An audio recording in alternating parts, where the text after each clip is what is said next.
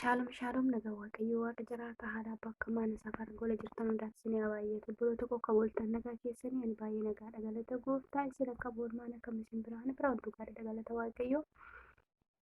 Okay, har'as waan haaraa isinii qabadheen jira. Yaa buloo tokko biyya namaa jirtanii akkami nagaa ooltanii qorri kun akkam isinitti jira haalli qorraa akkami? Ani bira qolli hin jijjiirrata mala. Borus kana dhufaa, borooles kana dhufaa, har'as kana dhufaa. Na waaqa faagalatti masaa keessattuu dhugaa waaqa na engeda deemin ture ilkaan kiyyaa karaa asiin baasiseen ture isiniin jedha. Ammas kunoo haadha deemee kan jechuudha karaa biraa asiin baasise waaqayyo naaf karaa danduu isaa fuul kadarra uumaa jira.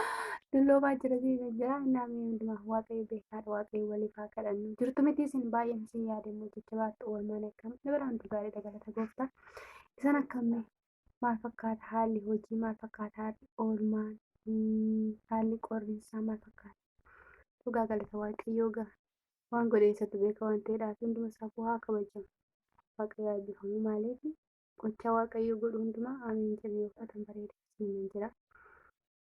Innaa gooftaan immoo nama nu gargaara haala hundumaa keessatti haalli ulfaate salphates waaqayyo huma dabarsa hunda isaa bara fidee baroota daddabarsee waaqayyo guyyaa kabajaa yookiin guyyaa ulfinaa tokko fiduu isaan oolu isiniin jira buloo tokko baay'een isin jaaladha baay'een isin kabaja kanatti aansuudhaanii iteen mucaa jalatti waliin argamtanii kareen sabiskiraayibiin goone sabiskiraayibii godhaa sheerii laa Shalom nagaan gooftaa haala bakka jettan hundaatti ni yaa baay'attu akkuma nagaa keessa nagaa galata gooftaa dhugaa waaqayyo namni tokko biyya arabaa kana dhufee dhugaa waaqaa seebee qilkaan keessa baasee jira moo nama bichaa maqaa yesuusiin ulfaata baay'ee dhugaa waaqa kana jechuun danda'u kana jechuun danda'u jechuudha. Kana waan baay'ee nama qoraa buloota koo fayyaa waltan miti isin akkam jirtan nagaa keessa taatu dhugaa baay'ee ulfaataadha.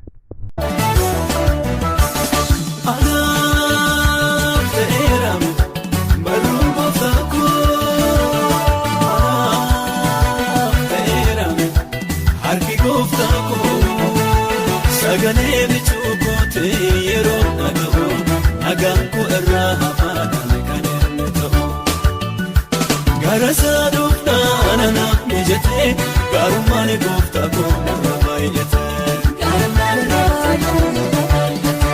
cimsee qabeera gadi sallisu ija koo yommuu sararaan bokkisu akkam ta'uufi